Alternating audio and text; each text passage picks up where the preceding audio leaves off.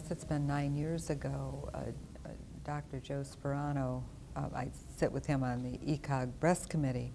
He sent me an email and he said, Mary Lou, I've got this idea for a trial and it's going to enroll 10,000 women. Here's the design, what do you think?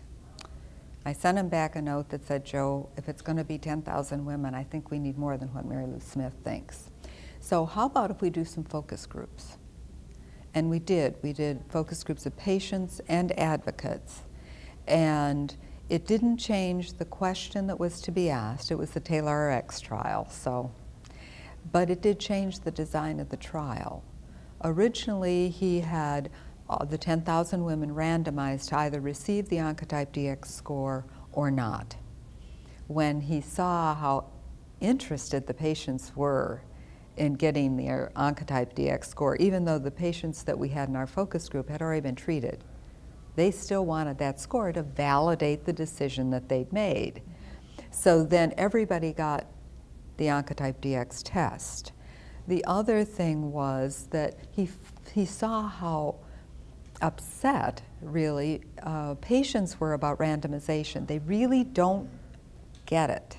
They have a hard time with grasping the idea of somebody else has control over their choice.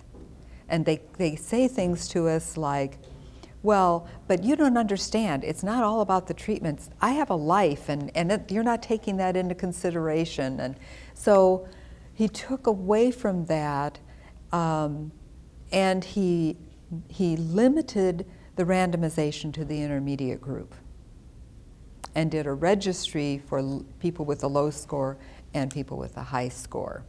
So from those focus groups, though, we also learned what the questions were that patients had. And so we used that information to create educational materials. I don't say education materials are everything. I do think there's a lot to be said for not combining the clinical trial discussion with you're diagnosed with cancer and here, don't you want to go into a trial? They did that to me. And I knew what trials were. I worked in healthcare. And I had to say, not today. Today I have to figure out what to do for Mary Lou. Later on, I'll be willing to think about ways to help other people. So I think we have to give some distance in that decision-making process. I don't know. Well, it's very interesting, something that you just said, because in the community, one of the issues with community-based physicians, different than academic-based physicians, is the whole issue of randomization. And how many private practice docs have said to me, beyond the cost of implementing a clinical trial, I don't like that I don't know, because it renders them feeling out of control. So it's not only the patient, but physicians feel that they lose their sense of authority. And I think that further erodes when a patient is newly diagnosed. You're already feeling intimidated, and you take on, you often look at your doctor as almost like a parent figure, and we're scared. And it's the one area where people have a hard time advocating for themselves, Your attorney, your CPA, your architect, whoever your professional is, you seem to have a voice. You go to your doctor and the feeling is, I don't want to make trouble.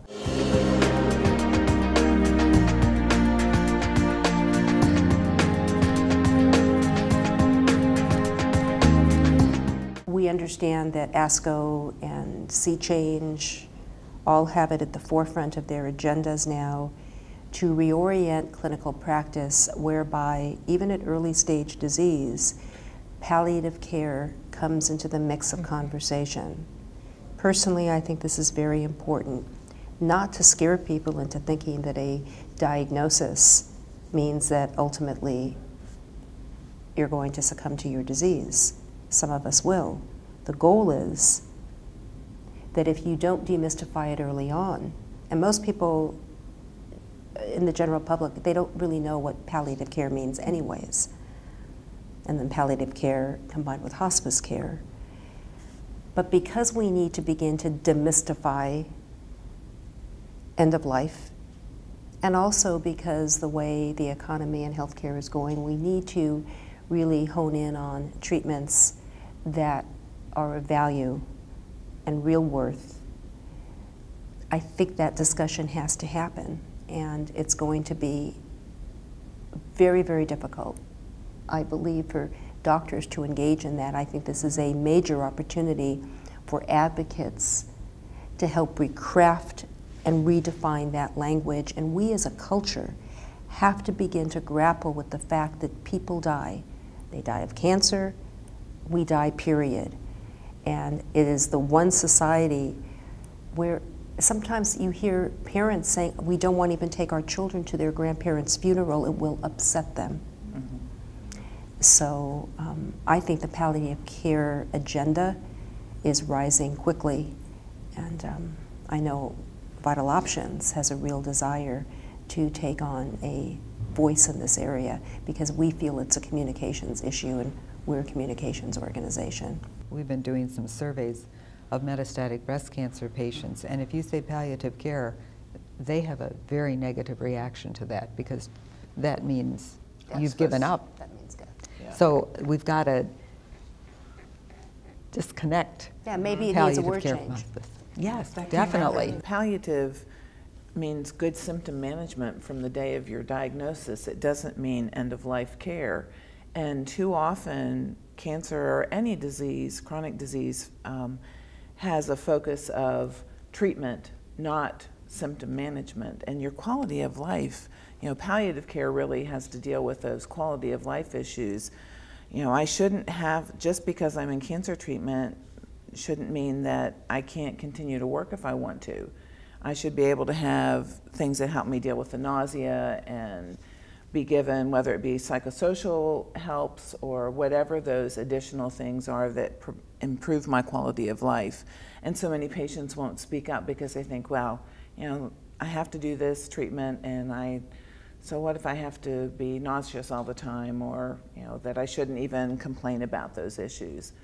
And I think I'm really pleased that ASCO and some other groups are taking this on and hoping that we can change that culture of what those words mean, and that we'll see it as a positive instead of, you know, clinical trials and palliative care come on as, oh gosh, they think I have 6 months to live.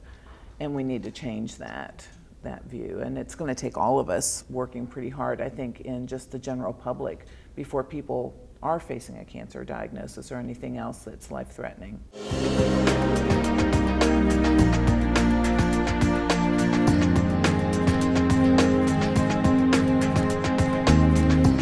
I just want to say I think that's, at least for me, and I'm not an official research advocate, but for me, if you asked me, thank you, I'm privileged then, honored. If you asked me what I think is the #1 issue right now, it's that tissue issue.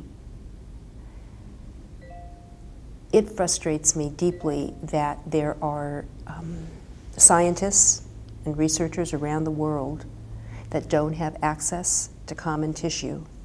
And when I hear that there are territorial problems or possessiveness concerns about whose tissue is it, well, guess what?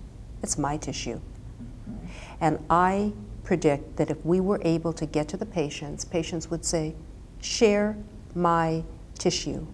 So for me, it would be tissue specimen collection, biospecimens, and molecular pathology. How in God's name do you expect the public to understand the world of molecular and biologic therapies if they don't have access to molecular and genomic screening of their tumors to match them to the correct biologic or understand their mutations and the different biologic pathways of cancer? So for me, that's my #1 issue. I think that what I see as the biggest challenge right now is we need to have the physician and the patient and the researcher see themselves as partners. And we need to respect the individual. We're talking about individualized, personalized medicine. Well, then respect the person in front of you, both ways. So I think tissue is an excellent way of actually bringing the patient in as a partner to the research. You know, when we had the think tank, it was so fascinating to me. that the researchers talked about, well, this is one snapshot. It's one moment in time. You took the tissue here, and here's your patient with their medical diagnosis. And how important would it be to be able to see that patient over time and that tissue over time? You would have a tremendous amount of information. And I think, as a patient, I'd be more than willing to share what happened. Oh, I got high blood pressure then. Oh, I had congestive heart. Whatever it is, I'd be willing to share that because I want things to be better for the future. I think one of the things that we need to be really concentrating on, and it affects all areas, is to be moving away from the scientifically interesting question to what's clinically relevant. That's when patients are going to be affected. Absolutely. And the patient voice needs to be in that whole paradigm. Patients need to get control. There are two differences. You've got electronic medical records, you've got patient or personal medical records.